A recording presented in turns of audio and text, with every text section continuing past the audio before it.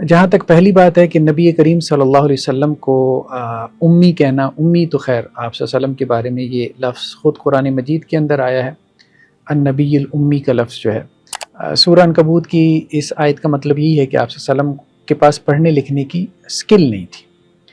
تو یہ معاذ اللہ کوئی آپ صلی اللہ علیہ وسلم کی توہین نہیں ہے، ایسا کچھ بھی نہیں ہے. اس کی وجہ یہ ہے کہ یہ سکل ہے، اس کا علم سے کوئی تعلق نہیں ہے، کیونکہ قرآن کی اگلی آیت کیا ہے؟ بل ہوا آیات بینات. قرآن کیا ہے؟ Reveal knowledge. وحی کا علم کیا ہے؟ یعنی وحی کا علم ایسا نہیں ہے جو پڑھنے لکھنے کی سکل کے ذریعے سے کسی کو حاصل ہو جائے. جیسے یہاں پہ دنیا میں کوئی شخص ہے کہ وہ 10 کتابیں پڑھ کے ایک نئی کتاب لکھ دیتا ہے، تو نبی صلی اللہ علیہ وسلم جو ہے اس معنی میں آپ کے پاس یہ علم نہیں ہے. اور صلح حدیبیہ کا واقعہ معروف ہے کہ جب وہ معاہدہ مسلمانوں اور مشرکین کے درمیان ہوا تھا تو آپ صلی اللہ علیہ وسلم کی طرف سے لکھا گیا تھا محمد رسول اللہ صلی اللہ علیہ وسلم اور مشرکین کے درمیان یہ معاہدہ ہے. تو انہوں نے کہا جی نہیں، محمد رسول اللہ آپ نہ لکھیں، آپ محمد بن عبداللہ لکھیں، کیونکہ ہم تو اللہ کے رسول آپ کو نہیں مانتے. تو اس پہ اللہ کے رسول صلی اللہ علیہ وسلم نے حضرت علی رضی اللہ عنہ کو کہا تھا کہ آپ اس کو مٹا دیں. تو الفاظ کیا ہیں؟ وَكَانَ لَا يَكْتُبْ. آپ صلی اللہ علیہ وسلم لکھتے نہیں تھے، ٹھیک ہے. تو آپ نے حضرت علی سے کہا کہ آپ اس کو مٹا دیں. تو حضرت علی نے کہا کہ میں تو اس کو نہیں مٹاؤں گا کبھی بھی. تو آپ صلی اللہ علیہ وسلم فرمایا کہ مجھے دکھا دیں کہاں یہ لکھا ہوا ہے. تو پھر حضرت علی نے آپ کو دکھا دیا، تو اللہ کے نبی صلی اللہ علیہ وسلم نے اس کو مٹا دیا. یہ صحیح بخاری کی روایت کے الفاظ ہیں. اسی طرح صحیح بخاری میں ایک اور روایت ہے، آپ صلی اللہ علیہ وسلم نے فرمایا انا امتن امیہ، کہ ہم ایک ایسی قوم ہے جو پڑھنا لکھنا نہیں جانتی. یہ بھی صحیح بخاری کی روایت ہے کتاب الصوم میں. تو کہنے کا مقصد یہ ہے کہ یہ جو ایک انٹرپریٹیشن ہے تو یہ علماء کی ایک جماعت نے کی ہے، یہ صرف مفتی طارق مسعود صاحب نے تو نہیں کی کہ امی سے مراد جو ہے وہ شخص جو پڑھنا لکھنا نہ جانتا ہو. تو یہ کوئی ایسی چیز نہیں تھی کہ جس کو قابل گرفت جو ہے وہ سمجھا جاتا.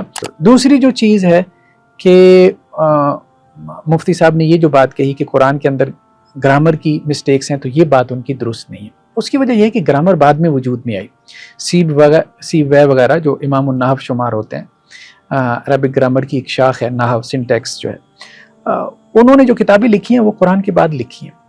ٹھیک ہے، قرآن پہلے موجود ہے. قرآن جو ہے وہ ایک آپ کہہ لیں کہ جی جو عربک لینگویج کی جو ایک لٹریچر ہے اس کا ایک ماسٹر پیس ہے قرآن مجید. تو یہ ایک ٹیکنیکل مسٹیک تھی ہمارے خیال میں، اور اس سے انہوں نے توبہ کر لی، اس سے انہوں نے رجوع بھی کر لی، لیکن اس کو بھی گستاخی نہیں کہا جا سکتا. تیسری جو بات ہے کہ اب جو لوگ زور لگا رہے ہیں کہ جی نہیں یہ بھی توہین تھی کوئی جو مفتی طارق مسعود صاحب نے کی یا گستاخی تھی، میرے خیال میں یہ گستاخی یا توہین نہیں تھی، لیکن وہ لوگ اصرار کر رہے ہیں اس کے اوپر. تو اب اس میں فقہ حنفی کے حوالے سے دو باتیں جو ہے وہ مد نظر ہمیں رکھنی چاہیے، فقہ حنفی کے حوالے سے خاص طور پہ، کہ فقہ حنفی میں یہ بات ہے کہ اگر کسی سے توہین کا ارتکاب ہو بھی جائے، گستاخی کا ارتکاب ہو بھی جائے، پہلی بات تو یہ کہ یہ نہیں تھی، لیکن اگر ہو بھی جائے تو فقہ حنفی میں توبہ کی گنجائش موجود ہے، اور انہوں نے اپنی توبہ وغیرہ جو ہے وہ ریکارڈ کروا دی ہے. یہ جو معاملہ ہے اس میں تھوڑا سا بریلوی حضرات کو جو ہے وہ نرمی اختیار کرنی چاہیے. ایک تو توبہ کا معاملہ ہے، اور دوسری ایک اور اہم چیز جو کہ ہمیں فقہ حنفی میں ملتی ہے وہ یہ ہے کہ اگر کسی نے کوئی گستاخی والی یا کفریہ بات کر بھی دی، اور اس کی مثال کے طور پہ 100 انٹرپریٹیشن ہو سکتی ہیں، 99 انٹرپریٹیشن کہتی ہیں، 99 جو اس کی تشریحات ہے وہ یہ کہتی ہیں کہ یہ کفریہ بات ہے، اور ایک انٹرپریٹیشن کہتی ہے کہ یہ ایمان والی بات ہے، تو وہ کہتے ہیں کہ جی فقہ حنفی کے مطابق آپ اس کو ایمان والی بات کنسیڈر کریں گے. احتیاط کا تقاضا یہی ہے. تو مفتی صاحب کی باتوں میں تو احتمالات موجود ہیں، زیادہ احتمالات تو یہی موجود ہیں کہ ان کی بات کوئی کفر شرک نہیں ہے، کوئی گستاخی اور توہین نہیں ہے، ان کی انٹینشن بھی یہ نہیں تھی. ٹھیک ہے، ہاں سلپ آف ٹنگ ہے مفتی صاحب کے جو کل کانٹینٹ ہے اس میں آپ یہ کہہ سکتے ہیں کہ ان سے غلطی ہوئی، مسٹیک ہوئی، جس کی انہوں نے توبہ بھی کر لی ہے، لیکن ان کے کانٹینٹ میں کوئی گستاخی والی بات تھی، توہین والی، کفر والی بات تھی، تو ایسی کوئی بات ہمیں نظر نہیں آتی. اور اگر ایسی بات کوئی تھی بھی، جیسا کہ الزام لگانے والوں کا اصرار ہے، تو انہوں نے چونکہ توبہ کر لی، اور فقہ حنفی میں جو ہے وہ توبہ استغفار کافی ہے، توبہ استغفار کافی ہے. تو بلکہ فقہ حنفی کی کتابوں میں تو یہ تک لکھا ہوا ہے کہ توبہ استغفار کے بجائے اگر وہ یہ کہہ دے کہ میں نے ایسا کیا ہی نہیں تو یہ بھی رجوع سمجھا جائے گا. ناظرین السلام علیکم ورحمۃ اللہ وبرکاتہ. مفتی طارق مسعود صاحب کا معاملہ بہت گمبھیر صورتحال اختیار کر گیا، تو کافی سارے دوست احباب اس کا تذکرہ کر رہے تھے کہ اس پہ آپ اپنی کچھ اوپینین جو ہے وہ ریکارڈ کر کے اپنے چینل کے اوپر دیں۔ لیکن مفتی صاحب کا جو بھی کلپ میری نظر سے گزرا اس میں دو باتیں تھیں جن کو ابھی ایک ایشو کے طور پہ ڈسکس کیا جا رہا ہے۔ ایک تو انہوں نے یہ بات کہی کہ اللہ کے نبی صلی اللہ علیہ وسلم جو ہے وہ امی ہیں، یعنی پڑھنا لکھنا نہیں جانتے تھے۔ دوسری بات انہوں نے یہ کہی کہ قرآن مجید کے اندر جو ہے وہ کچھ املا کی غلطیاں ہیں، یا آپ کہہ لیں کچھ گرامیٹیکل یعنی گرامر کی غلطیاں، مسٹیکس جو ہے وہ قرآن مجید کے اندر رہ گئی ہیں۔ یہ دو باتیں ان کو آج ہم ڈسکس کریں گے۔ جہاں تک پہلی بات ہے کہ نبی کریم صلی اللہ علیہ وسلم کو امی کہنا، امی تو خیر آپ صلی اللہ علیہ وسلم کے بارے میں یہ لفظ خود قرآن مجید کے اندر آیا ہے، النبی الامی کا لفظ جو ہے۔ باقی قرآن نے اس کی وضاحت بھی ایک جگہ پہ کی ہے۔ اگر ہم سورہ عنکبوت کا مطالعہ کریں تو مثال کے طور پہ یہ اسکرین کے اوپر ہم آپ کو دکھاتے ہیں، یہ سورہ عنکبوت کی آیت نمبر 48 ہے۔ وَمَا كُنْتَ تَتْلُو مِنْ قَبْلِهِ مِنْ کتاب، اے نبی صلی اللہ علیہ وسلم آپ اس سے پہلے کتاب کی تلاوت نہیں کرتے تھے، وَلَا تَخُطُّهُ بِيَمِينِكَ اور آپ اپنے داہنے ہاتھ سے نہیں لکھا کرتے تھے۔ تو یعنی لکھنے کا اور پڑھنے کا قرآن مجید نے آپ صلی اللہ علیہ وسلم کی ذات سے انکار کیا۔ تو امی کے حوالے سے مختلف انٹرپریٹیشن ہمیں ملتی ہیں اہل علم کے ہاں۔ ایک انٹرپریٹیشن تو وہی ہے جو سورہ عنکبوت کی اسی آیت کے اندر موجود ہے۔ سورہ عنکبوت کی اس آیت کا مطلب یہ ہے کہ آپ صلی اللہ علیہ وسلم کے پاس پڑھنے لکھنے کی سکل نہیں تھی۔ تو یہ معاذ اللہ کوئی آپ صلی اللہ علیہ وسلم کی توہین نہیں ہے، ایسا کچھ بھی نہیں ہے۔ اس کی وجہ یہ ہے کہ یہ سکل ہے، اس کا علم سے کوئی تعلق نہیں ہے، کیونکہ قرآن کی اگلی آیت کیا ہے؟ بل ہوا آیات بینات، قرآن کیا ہے؟ ریویل نالج، وحی کا علم کیا ہے؟ یعنی وحی کا علم ایسا نہیں ہے جو پڑھنے لکھنے کی سکل کے ذریعے سے کسی کو حاصل ہو جائے، جیسے یہاں پہ دنیا میں کوئی شخص ہے کہ وہ 10 کتابیں پڑھ کے ایک نئی کتاب لکھ دیتا ہے۔ تو نبی صلی اللہ علیہ وسلم جو ہے اس معنی میں آپ کے پاس یہ علم نہیں ہے، بلکہ یہ وہ واضح آیات ہیں جو اہل علم کے سینوں کے اندر ہے۔ بل ہوا آیات بینات فی صدور الذین اوتوا العلم۔ تو یہاں قرآن واضح کر رہا ہے کہ نبی صلی اللہ علیہ وسلم کا نالج ایک اور نالج نہیں تھا، مطلب آپ نے اس کو ایکوائر نہیں کیا تھا، حاصل نہیں کیا تھا، اکتسابی علم نہیں تھا آپ صلی اللہ علیہ وسلم کا۔ آپ کا علم جو تھا وہ ریویل نالج تھا۔ تو جس طرح سے دنیا کے لوگوں کا علم ہوتا ہے کہ پڑھ لکھ کے جو ہے وہ اپنا علم حاصل کرتے ہیں، تو اس معنی میں اگر کوئی یہ کہتا ہے کہ نبی کریم صلی اللہ علیہ وسلم امی تھے اور آپ کا یہ معجزہ تھا، یعنی آپ پڑھنا لکھنا نہیں جانتے تھے اور یہ آپ کا معجزہ تھا کہ آپ پڑھنا لکھنا نہیں جانتے تھے، اور پھر آپ سے یہ واضح آیات بینات آپ سے صادر ہوئیں، تو گویا یہ اس بات کی علامت اور نشانی ہے کہ نبی کریم صلی اللہ علیہ وسلم کا یہ علم جو ہے وہ وحی کا علم تھا۔ تو اس معنی میں یہ کوئی توہین نہیں بنتی، بلکہ یہ تو آپ صلی اللہ علیہ وسلم کی تعظیم کے لیے ہے، تعظیماً ایسے کوئی شخص جو ہے وہ یہ بات کر رہا ہے۔ تو ایک انٹرپریٹیشن تو یہ کی گئی کہ آپ صلی اللہ علیہ وسلم کا یعنی آپ کی تعظیم کے لیے، آپ کا مقام اور مرتبہ بڑھانے کے لیے، آپ کے علم کو معجزاتی علم یا الوہی علم ثابت کرنے کے لیے یہ سٹانس اختیار کیا گیا، اور قرآن مجید کی آیات میں اس کی گنجائش نکلتی ہے۔ یعنی جب آپ کسی کو کہتے ہیں نا کہ وہ پڑھنا لکھنا نہیں جانتا، اس کا مطلب یہ نہیں کہ آپ اس کو جہالت کا تان کر رہے ہوتے ہیں۔ دیکھیں نبی کریم صلی اللہ علیہ وسلم دنیا میں سب سے بڑے عالم ہیں، تو آپ صلی اللہ علیہ وسلم کی طرف جہالت کا تان کسی نے نہیں کیا۔ جو آپ کی طرف جہالت کا تان کرتا ہے تو یہ بہر الکفر ہے۔ لیکن پڑھنا لکھنا یہ ایک سکل ہے، یہ ایک فن ہے۔ دیکھیں ایک پینٹر ہمارے ہاں کتنا اچھا لکھ لیتا ہے، بینر لکھنے والا کتنا اچھا بینر لکھ لیتا ہے، لیکن اس کے پاس علم نہیں ہوتا۔ کیوں؟ کیونکہ وہ ایک سکل ہے، وہ ایک فن ہے۔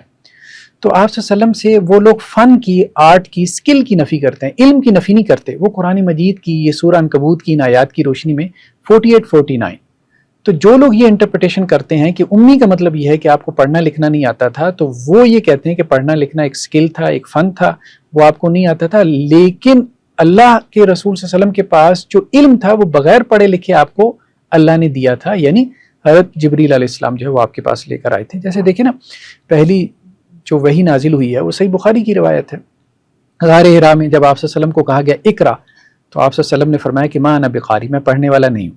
اچھا اس کی ایک انٹرپریٹیشن دوسری بھی کی گئی ہے، وہ یہ کی گئی ہے کہ نبوت سے پہلے آپ صلی اللہ علیہ وسلم پڑھنا لکھنا نہیں جانتے تھے، لیکن نبوت کے بعد تو آپ پڑھنا لکھنا، یعنی قرآن کی جو ہے وہ آغاز ہی اسی سے ہو رہا ہے، اقرا پڑھنے سے ہو رہا ہے، تو اس کے بعد جو ہے وہ آپ پڑھنا لکھنا جانتے۔ تو گویا یہ بھی اس لیے کہا گیا کہ آپ سے یہ تان دور کیا جائے جو کہ کفار کی طرف سے آتا تھا، کہ جن لوگوں نے تکبر کیا، جیسے قرآن مجید کی آیات ہیں، وہ یہ کیا کہتے ہیں کہ قالوا اساطیر الاولی نکتتبھا، کہ یہ پچھلے لوگوں کی کہانیاں ہیں جو نبی کریم صلی اللہ علیہ وسلم نے لکھوا لی ہیں، تو وہ یہ تان کرتے تھے۔ تو اس کا جو ہے وہ جواب دیا گیا کہ نبی کریم صلی اللہ علیہ وسلم جو ہے وہ تو پڑھنا لکھنا نہیں جانتے تھے، تو وہ کیسے یہ قرآن مجید کو جو ہے وہ لکھوا سکتے تھے؟ تو یہ اللہ کی طرف سے ریویلڈ ہے۔ تو ایک دوسری تشریح یہ بھی کی گئی تھی کہ نبوت سے پہلے آپ پڑھنا لکھنا نہیں جانتے تھے، نبوت کے بعد آپ کو پڑھنا لکھنا آ گیا تھا، اللہ کی طرف سے سکھا دیا گیا تھا۔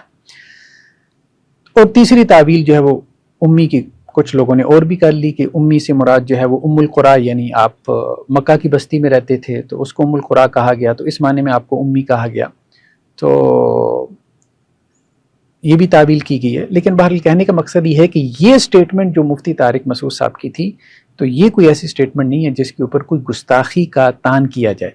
اس میں تو انٹینشن انسان کی اگر یہ ہے کہ وہ تعظیماً ایسے کہہ رہا ہے، تو یہ بات قرآن کی آیات سے واضح طور پہ ہمیں سمجھ میں آتی ہے۔ جیسے اب آپ دیکھیں اور بھی علماء نے اس پہ گفتگو کی ہے، یہ صرف مفتی طارق مسعود صاحب نہیں ہے بلکہ قرآن مجید کی یہ آیات آپ کھول کے دیکھیں، جیسے یہ ہمارے سامنے ہے، مولانا عبدالسلام بھٹوی صاحب کی تفسیر ہے، یہی سورہ عنکبوت کی آیات، تو انہوں نے ان آیات کی تفسیر میں یہ بات لکھی ہے کہ اللہ کے رسول صلی اللہ علیہ وسلم، یعنی بعض لوگوں نے من قبل ہی کے لفظ سے یہ دلیل لی ہے کہ نبوت سے پہلے تو آپ فی الواقع لکھنا پڑھنا نہیں جانتے تھے، مگر نبوت کے بعد آپ نے لکھنا پڑھنا سیکھ لیا تھا۔ تو یہ کہتے ہیں ان حضرات نے عقیدت میں غلو کی وجہ سے یہ بات کہی ہے، یہ نہیں سوچا کہ ایک شخص ان پڑھ ہو کر سارے جہاں کا استاذ بن جائے، یہ زیادہ حیران کن بات اور اللہ تعالیٰ کی قدرت کا کرشمہ ہے، یا یہ کہ کوئی عالم فاضل اور پڑھا لکھا شخص کوئی کتاب تصنیف کر کے لے آئے۔ تو آپ صلی اللہ علیہ وسلم کے آخری وقت تک امی ہونے کی دلیل صلح حدیبیہ کے معاہدے کا واقعہ ہے، جس کا صلح نامہ علی بن ابی طالب رضی اللہ عنہ نے تحریر کیا تھا۔ حضرت برا بن عازب رضی اللہ عنہ فرماتے ہیں، اور صلح حدیبیہ کا واقعہ معروف ہے کہ جب وہ معاہدہ مسلمانوں اور مشرکین کے درمیان ہوا تھا، تو آپ صلی اللہ علیہ وسلم کی طرف سے لکھا گیا تھا محمد رسول اللہ صلی اللہ علیہ وسلم اور مشرکین کے درمیان یہ معاہدہ ہے۔ تو انہوں نے کہا جی نہیں، محمد رسول اللہ آپ نہ لکھیں، آپ محمد بن عبداللہ لکھیں، کیونکہ ہم تو اللہ کے رسول آپ کو نہیں مانتے۔ تو اس پہ اللہ کے رسول صلی اللہ علیہ وسلم نے حضرت علی رضی اللہ عنہ کو کہا تھا کہ آپ اس کو مٹا دیں۔ تو الفاظ کیا ہیں؟ وَكَانَ لَا يَكْتُبْ، آپ صلی اللہ علیہ وسلم لکھتے نہیں تھے، ٹھیک ہے؟ تو آپ نے حضرت علی سے کہا کہ آپ اس کو مٹا دیں، تو حضرت علی نے کہا کہ میں تو اس کو نہیں مٹاؤں گا کبھی بھی۔ تو آپ صلی اللہ علیہ وسلم فرمایا کہ مجھے دکھا دیں کہاں یہ لکھا ہوا ہے، تو پھر حضرت علی نے آپ کو دکھا دیا، تو اللہ کے نبی صلی اللہ علیہ وسلم نے اس کو مٹا دیا۔ یہ صحیح بخاری کی روایت کے الفاظ ہیں۔ تو گویا یہ کہہ رہے ہیں کہ صلح حدیبیہ تک اللہ کے رسول صلی اللہ علیہ وسلم جو ہے وہ پڑھنا نہیں جانتے تھے۔ تو آپ صلی اللہ علیہ وسلم سب سے زیادہ پڑھے لکھے تھے، لیکن آپ کا پڑھا لکھا ہونا دنیاوی پڑھا لکھا ہونا نہیں تھا جیسے دنیا کے لوگ پڑھے لکھتے تھے، بلکہ آپ صلی اللہ علیہ وسلم کا جو بھی نالج تھا وہ ریویل تھا، جبریل علیہ السلام کی طرف سے آپ کو پڑھایا جاتا تھا، جو ہے وہ املا کروایا جاتا تھا، لکھایا جاتا تھا۔ اسی طرح یہ جو روایت بیان کی جاتی ہے، تو حافظ ابن کثیر کہتے ہیں کہ یہ جو حدیث ہے کہ آپ صلی اللہ علیہ وسلم نے جو ہے وہ اپنی وفات سے پہلے کتابت سیکھ لی تھی، تو یہ روایت بھی ضعیف ہے۔ اسی طرح صحیح بخاری میں ایک اور روایت ہے، آپ صلی اللہ علیہ وسلم نے فرمایا انا امتن امیہ، کہ ہم ایک ایسی قوم ہے جو پڑھنا لکھنا نہیں جانتی۔ یہ بھی صحیح بخاری کی روایت ہے کتاب الصوم میں۔ تو کہنے کا مقصد یہ ہے کہ یہ جو ایک انٹرپریٹیشن ہے، تو یہ علماء کی ایک جماعت نے کی ہے، یہ صرف مفتی طارق مسعود صاحب نے تو نہیں کی کہ امی سے مراد جو ہے وہ شخص جو پڑھنا لکھنا نہ جانتا ہو۔ تو یہ کوئی ایسی چیز نہیں تھی کہ جس کو قابل گرفت جو ہے وہ سمجھا جاتا، یا زیادہ زیادہ یہ کہا جاتا کہ جی ہمارے نزدیک یہ انٹرپریٹیشن درست نہیں ہے، ہمارے نزدیک دوسری والی انٹرپریٹیشن درست ہے۔ ٹھیک ہے، چلیں اتنی بات تو ہو سکتی ہے۔ ابھی ایک فتویٰ ہے ہمارے سامنے، یہ جامعہ علوم اسلامیہ بنوری ٹاؤن کا فتویٰ ہے، یہ تو یہ آپ کے سامنے اسکرین پہ شو ہو رہا ہے کہ اللہ کے نبی صلی اللہ علیہ وسلم جو ہے وہ کیا پڑھنا لکھنا جانتے تھے کہ نہیں، مطلب یہ ایک سوال ہوا، ٹھیک ہے۔ تو اس پہ انہوں نے جواب دیا کہ آپ صلی اللہ علیہ وسلم کا امی ہونا یہ آپ کی خصوصیات میں سے ہے، اور میجورٹی جو اسکالرز ہیں، ریسرچرز ہیں، علماء ہیں، ان کی رائے کیا ہے کہ آپ صلی اللہ علیہ وسلم ساری زندگی جو ہے وہ پڑھنا لکھنا نہیں جانتے تھے، یعنی ٹل آپ کی جو رحلت ہے، وفات ہے، اس وقت تک آپ صلی اللہ علیہ وسلم نے کوئی تحریر نہ لکھی نہ پڑھی، ٹھیک ہے۔ ہاں، آپ صلی اللہ علیہ وسلم کی طرف سے کچھ صحابہ اس بات کے اوپر جو ہے وہ مامور تھے، جو اللہ کے رسول صلی اللہ علیہ وسلم کی طرف سے تحریر جو ہے وہ لکھا کرتے تھے۔ پھر انہوں نے بھی صلح حدیبیہ کا معاملہ جو ہے وہ یہاں پہ ذکر کیا کہ وہ اس بات کی واضح دلیل ہے کہ آپ صلی اللہ علیہ وسلم جو ہے وہ لکھنا پڑھنا نہیں جانتے تھے، ٹھیک ہے۔ لیکن یہ جو چیز ہے یہ کیا ہے؟ یہ آپ صلی اللہ علیہ وسلم کا جو ہے وہ کمال ہے، یہ آپ کا معجزہ ہے، یہ کفار کا تان دور کرنے کے لیے یہ بات کہی گئی ہے۔ پھر انہوں نے حافظ ابن کثیر کا حوالہ دیا، حافظ ابن حجر کا حوالہ دیا، ٹھیک ہے، اس کے علاوہ جو ہے وہ وہبہ زحیلی کا حوالہ دیا تفسیر المنیر میں سے۔ تو کہنے کا مقصد یہ ہے کہ یہ فکر امت کے اندر رہی ہے کہ امی کا ایک یہ معنی کہ اللہ کے رسول صلی اللہ علیہ وسلم کو پڑھنا لکھنا نہیں آتا تھا، مطلب پڑھنا لکھنا نہ آنا یہ کوئی جہالت نہیں ہے، از ناٹ ایکول ٹو جہالت، اگنورینس نہیں ہے، ٹھیک ہے، پڑھنا لکھنا ایک فن ہے۔ ایک آدمی جو ہے، مثال کے طور پہ ہم نے پینٹر کی یا جو بینرز لکھتے ہیں اس کی مثال ہم نے دی کہ اس کے پاس علم نہیں ہوتا لیکن وہ کتابت اچھی کر لیتا ہے۔ تو بہرحال یہ چیز تو دوسری جو چیز ہے کہ مفتی صاحب نے یہ جو بات کہی کہ قرآن کے اندر گرامر کی مسٹیکس ہیں، تو یہ بات ان کی درست نہیں ہے۔ اس کی وجہ یہ ہے کہ گرامر بعد میں وجود میں آئی، سیب وے وغیرہ جو امام النحو شمار ہوتے ہیں، عربک گرامر کی ایک شاخ ہے نحو، سنٹیکس جو ہے، انہوں نے جو کتابیں لکھی ہیں وہ قرآن کے بعد لکھی ہیں، ٹھیک ہے۔ قرآن پہلے موجود ہے، قرآن جو ہے وہ ایک آپ کہہ لیں کہ جی جو عربک لینگویج کی جو ایک لٹریچر ہے اس کا ایک ماسٹر پیس ہے قرآن مجید۔ تو قرآن پہلے موجود ہے، گرامر تو اس کے بعد وضع ہوئی ہے۔ پھر گرامر کے اندر بھی مختلف اسکول آف تھاٹ ہوتے ہیں، یہ کوفی ہیں، یہ بصری ہیں، ان کے آپس کے اختلافات ہوتے ہیں، ٹھیک ہے۔ تو اس کی وجہ یہ ہے کہ مختلف جو عرب قبائل تھے ان کے اندر مختلف لغات رائج تھیں اور ان کے اندر جو ہے وہ اختلافات بھی ہو جاتے تھے۔ تو خیر یہ جو گرامر کے اختلافات ہیں، اب اگر کوئی کوفی رجحان رکھتا ہے، کوئی بصری رجحان رکھتا ہے اور اس وجہ سے اس نے جو ہے وہ قرآن کے بارے میں کوئی ایسی بات کسی نحوی نے، کسی صرفی نے، کسی گرامیرین نے کر دی کہ جو قرآن میں گرامر کی غلطی ہے، تو اس کی بات غلط ہے، ٹھیک ہے، کیونکہ قرآن جو ہے وہ مختلف قبائل کی زبان کے مطابق جو ہے وہ نازل ہوا ہے۔ تو اس لیے گرامر کو جو ہے وہ قرآن کے مطابق پرکھنا چاہیے، یعنی گرامر کو درست کرنا چاہیے قرآن کے مطابق، نہ کہ آپ جو ہے جو قرآن پہلے ہے آپ اس کو گرامر کے مطابق جو ہے وہ درست کریں۔ تو یہ ایک ٹیکنیکل مسٹیک تھی ہمارے خیال میں، اور اس سے انہوں نے توبہ کر لی، اس سے انہوں نے رجوع بھی کر لی، لیکن اس کو بھی گستاخی نہیں کہا جا سکتا، گستاخی نہیں کہا جا سکتا۔ یہ جو بات انہوں نے کی کہ جی قرآن مجید میں املا کی کچھ غلطیاں رہ گئی تھی، لیکن اس میں کچھ چیزیں ایسی ہیں جو آپ کو قرآن مجید کی ہسٹری میں ملتی ہیں۔ اس کو آپ ایک مثال سے سمجھیں کہ جیسے ہمارے ہاں قرآن مجید جب پبلش ہوتے ہیں تو اس میں کچھ چیزیں جو ہے وہ مس پرنٹ ہو جاتی ہیں، بہت سے پبلشر ہیں قرآن مجید کے اندر کوئی غلطی رہ جاتی ہے، تو پھر وہ کیا کرتے ہیں، جب ان کو بتایا جاتا ہے تو وہ اس نسخے کو جو ہے وہ، تو جو اس میں غلطیاں ہوتی ہیں اس کی وہ تصحیح، اس کی وہ کریکشن کر لیتے ہیں۔ تو اللہ کے رسول صلی اللہ علیہ وسلم کے دور میں ایک تو سرکاری مصحف تیار ہو رہا تھا تو اس میں کوئی غلطی نہیں تھی، ہاں کچھ لوگ اپنے طور پہ جو ہے جیسے صحابہ کرام وہ آیات وغیرہ لکھ لیتے تھے، تو اس میں کوئی املا کی غلطی کا رہ جانا تو یہ کوئی بڑی بات نہیں تھی۔ ایسی کوئی بات اگر روایتوں میں بھی آ گئی ہے تو اس کا مطلب یہ نہیں کہ قرآن، حضرت عثمان رضی اللہ عنہ کے زمانے میں یہ بات بہت معروف ہے، حدیث کی کتابوں میں موجود ہے کہ انہوں نے مصاحف جلوائے تھے۔ یہ کون سے مصاحف تھے؟ یہ صحابہ کے پرسنل مصاحف تھے۔ اس کی وجہ یہ تھی کہ ایک اسٹیٹ لیول پہ ایک مصحف جاری ہو گیا تھا، اب یہ آرڈر تھا کہ اب یہی مصحف ہے جو کہ فائنل ہے، ٹھیک ہے، اور یہی اتھارٹی ہے، اس کے مطابق سارے اپنے مصاحف کی کریکشن کر لیں۔ اور جنہوں نے ذاتی طور پہ اپنے مصاحف لکھے تھے تو ان کو حضرت عثمان رضی اللہ عنہ نے جلوا دیا تھا، کیونکہ اس میں یہ پاسبلٹی، یہ امکان تھا کہ اس میں کسی کی پرسنلی کوئی املا کی غلطی رہ گئی ہو۔ بہرحال ایک ہیومن مسٹیک تو ہو سکتی ہے نا، لیکن اسٹیٹ لیول کے مصحف میں کوئی غلطی نہیں ہوتی تھی۔ یہ ایسی ہے جیسے ہم نے کہا کہ آج کوئی پبلشر ہے قرآن کا، وہ قرآن پبلش کرتا ہے تو اس میں کوئی مسٹیک ہو جاتی ہے، آج کل کے دور میں بھی ہو جاتی ہے، تو وہ تو پبلشر کی غلطی ہے، تو وہ غلطی کا ایک امکان تھا۔ تو یہ بات ہمیں اس قسم کی روایتوں میں مل جاتی ہے۔ لیکن قرآن مجید جو کہ اللہ کے رسول صلی اللہ علیہ وسلم، پھر حضرت ابوبکر، پھر حضرت عمر، حضرت عثمان کے زمانے میں جو اسٹیٹ لیول پہ جو ہمیں ملتا رہا ہے اور آج تک چلا رہا ہے، تو وہ جو قرآن مجید ہے وہ غلطی سے پاک ہے، اس میں کوئی گرامر کی مسٹیک وغیرہ نہیں ہے۔ پرسنل مصائف میں کوئی تھوڑی بہت مسٹیکس آ گئی تھی، لیکن ان کو حضرت عثمان رضی اللہ عنہ نے جو ہے وہ ایک طرح سے آپ کہہ لیں کہ جی ڈسپوز کروا دیا گیا تھا ایسی چیزوں کو۔ تیسری جو بات ہے کہ اب جو لوگ زور لگا رہے ہیں کہ جی نہیں یہ بھی توہین تھی کوئی جو مفتی طارق مسعود صاحب نے کی یا گستاخی تھی، میرے خیال میں یہ گستاخی یا توہین نہیں تھی، لیکن وہ لوگ اصرار کر رہے ہیں اس کے اوپر۔ تو اب اس میں فقہ حنفی کے حوالے سے دو باتیں جو ہے وہ مد نظر ہمیں رکھنی چاہیے، فقہ حنفی کے حوالے سے خاص طور پہ، کہ فقہ حنفی میں یہ بات ہے کہ اگر کسی سے توہین کا ارتکاب ہو بھی جائے، گستاخی کا ارتکاب ہو بھی جائے، پہلی بات تو یہ کہ یہ نہیں تھی، لیکن اگر ہو بھی جائے تو فقہ حنفی میں توبہ کی گنجائش موجود ہے، اور انہوں نے اپنی توبہ وغیرہ جو ہے وہ ریکارڈ کروا دی ہے، ٹھیک ہے، کہ اگر کوئی توبہ کر لیتا ہے تو اب جیسے دیکھیں مثال کے طور پہ ہمارے سامنے یہ کتاب الخراج ہے. کتاب الخراج جو ہے یہ قاضی ابو یوسف کی کتاب ہے جو امام ابو حنیفہ کے براہ راست شاگرد تھے.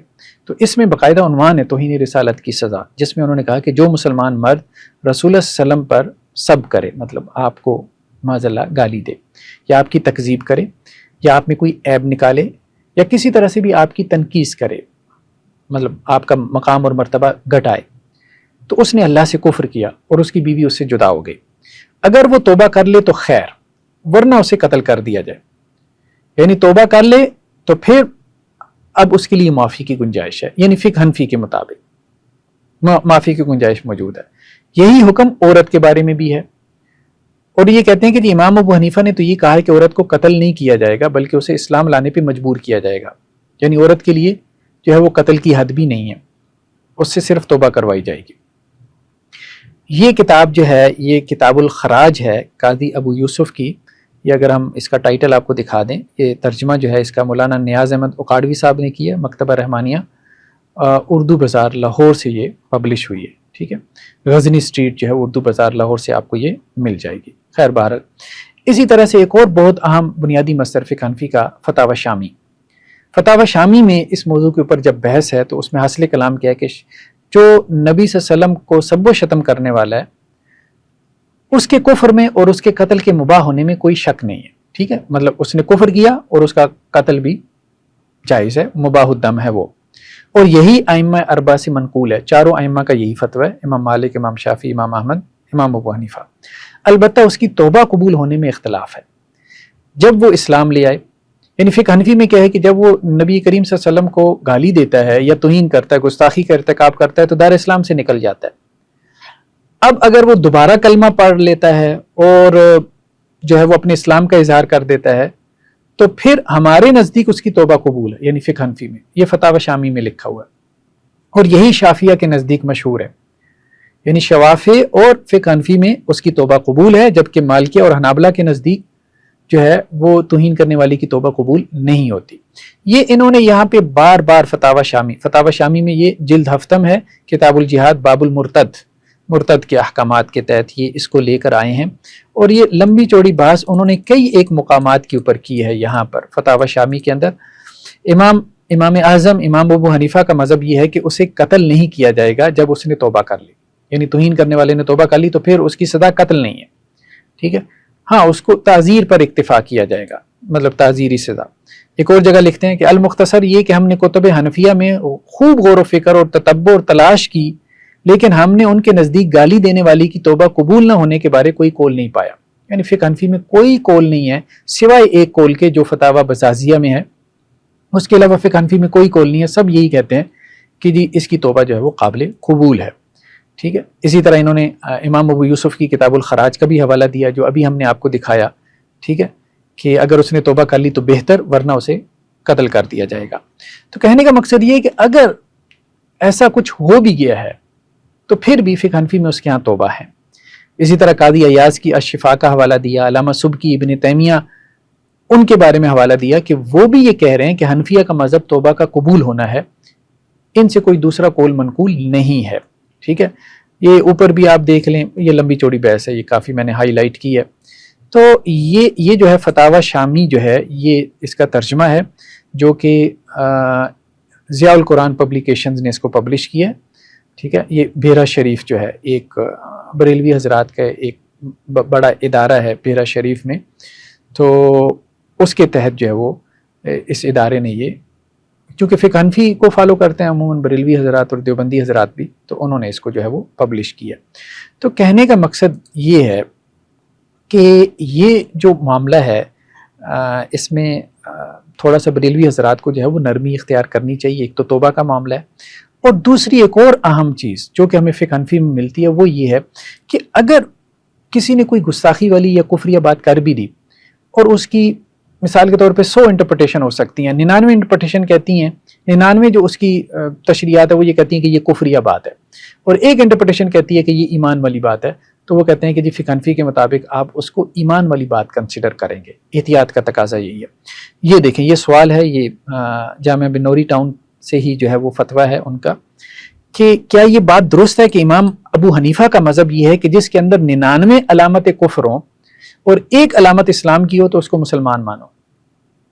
تو یہ جواب میں کہتے ہیں کہ جی ہاں، امام ابو حنیفہ کا بھی موقف یہی ہے، فقہائے احناف کا بھی یہی ہے کہ اگر کسی کی بات میں 99% کفر لازم آتا ہو اور 1% ایسا ہو کہ جو یہ کہتا ہو کہ یار نہیں، یہ بات کفریہ نہیں ہو سکتی، 1% تو ہے، تو مفتی کے لیے لازم ہے کہ وہ 1% کی طرف مائل ہو اور اس کے کفر کا فتویٰ نہ دے. ٹھیک ہے، تو مفتی صاحب کی باتوں میں تو احتمالات موجود ہیں، زیادہ احتمالات تو یہی موجود ہیں کہ ان کی بات کوئی کفر شرک نہیں ہے، کوئی گستاخی اور توہین نہیں ہے، ان کی انٹینشن بھی یہ نہیں تھی. ٹھیک ہے، ہاں سلپ آف ٹنگ ہے، ایک غلطی، ایک مسٹیک ہو گئی ہے ان کے ساتھ، تو وہ ٹھیک ہے، اس کی انہوں نے معذرت بھی کر لی ہے. تو یہاں تو ایسا نہیں ہے کہ ان کی باتوں میں 99 جو ہے وہ کفر کی وجوہات نکلتی ہیں اور ایک ایمان کی، ایک ایمان کی کیا آپ مطلب 99 آپ ایمان کی نکال لیں گے، ایک جو ہے وہ آپ کو کھینچ تان کے کفر کی نکالنی پڑے گی، جیسا کہ لوگ جو ہے وہ نکال رہے ہیں، کچھ لوگ ایک خاص طبقہ فرقہ نکال رہے ہیں. تو کہنے کا مقصد یہ ہے کہ یہاں پہ انہوں نے نیچے در مختار سے حوالہ دیا ہے. ٹھیک ہے، وہی فتاوی شامی جو ہے، جو بنیادی مصدر ہے فقہ حنفی کا، اس سے حوالہ دیا ہے کہ دیکھو مفتی کو جو ہے وہ کفر کا فتویٰ نہیں لگانا چاہیے. اگر جو قائل ہے اس کے قول میں اچھی تعبیل کی جا سکتی ہے نا، تو مفتی کو کفر کا فتویٰ نہیں لگانا چاہیے، بالکل بھی نہیں لگانا چاہیے. ٹھیک ہے، اور بھلے آپ کے مذہب میں کوئی ضعیف روایتی موجود ہو نا، اس کے مطابق بھی کفر کا فتویٰ نہ لگائیں. ٹھیک ہے، مجلہ منار میں بھی انہوں نے کہا، وہاں سے بھی انہوں نے جو ہے وہ فتویٰ دیا ہے اسی طرح سے. یہ فتاوی فریدیہ ہے، یہ غالباً Akora Khattak Deobandi school of thought کے بڑے عالم دین تھے، ان کا ہے کہ جی اگر کسی کلام میں 99 احتمالات کفر کے ہوں اور ایک اسلام کا ہو تو پھر بھی کفر کا فتویٰ نہیں دیا جائے گا. تو کہنے کا مقصد یہ ہے کہ مفتی صاحب کے جو کل کانٹینٹ ہے اس میں آپ یہ کہہ سکتے ہیں کہ ان سے غلطی ہوئی، مسٹیک ہوئی، جس کی انہوں نے توبہ بھی کر لی ہے، لیکن ان کے کانٹینٹ میں کوئی گستاخی والی بات تھی، توہین والی، کفر والی بات تھی، تو ایسی کوئی بات ہمیں نظر نہیں آتی. اور اگر ایسی بات کوئی تھی بھی، جیسا کہ الزام لگانے والوں کا اصرار ہے، تو انہوں نے چونکہ توبہ کر لی اور فقہ حنفی میں جو ہے وہ توبہ استغفار کافی ہے، توبہ استغفار کافی ہے. تو بلکہ فقہ حنفی کی کتابوں میں تو یہ تک لکھا ہوا ہے کہ توبہ استغفار کے بجائے اگر وہ یہ کہہ دے کہ میں نے ایسا کیا ہی نہیں، تو یہ بھی رجوع سمجھا جائے گا، یہ بھی رجوع سمجھا جائے گا. یعنی یہ جو کہتے ہیں نا باقاعدہ لفظ بول کے توبہ کرے، او بھائی لفظ بول کے کیا توبہ کرے، آپ اپنی کتابیں تو کھولیں، فقہ حنفی کی کتابیں تو کھولیں. یہ ایک اچھا آرٹیکل ہے، ماہنامہ الشریعہ جو ہے، یہ ماہنامہ الشریعہ میں پبلش ہوا ہے، مارچ 2011 کا شمارہ ہے، ڈاکٹر محمد مشتاق صاحب کا. یہ اسلامی یونیورسٹی میں پروفیسر بھی رہے، شریعہ کے، قانون کے، لا کے، اچھا ان کا ذوق ہے. آج کل چیف جسٹس جو ہمارے ہیں فائز عیسیٰ صاحب ان کے ساتھ ہوتے ہیں، ان کو پرسنلی اسسٹ کرتے ہیں. تو توہین رسالت کی سزا فقہ حنفی کی روشنی میں، یہ ایک آرٹیکل ہے، اس میں آپ حوالہ جات ذرا دیکھیں اور فقہ حنفی کو پھرولیں، دیکھیں کہ فقہ حنفی اس کے حوالے سے کیا بات کہتی ہے. خاص طور پہ یہ نیچے جو ہے نا، جو اس کے حواشی وغیرہ میں انہوں نے یہ جو چیزیں جو ہے وہ بیان کی ہیں. ٹھیک ہے، تو تھوڑا سا جو ہے نا وہ ریلیجس جو ایکسٹریمزم ہے اپنی فقہ کی روشنی میں، اس سے تھوڑا سا جو ہے وہ ہمیں ہاتھ ہولا جو ہے وہ رکھنا چاہیے اور فرقہ واریت سے نکل کے ان چیزوں کو جو ہے وہ سوچنا چاہیے. باقی یہ بات ٹھیک ہے کہ اہل حدیث کے ہاں یہ حنبلی اسکول آف تھاٹ یا سلفی اسکول آف تھاٹ میں اس حوالے سے سخت موقف ہے توہین رسالت کے حوالے سے.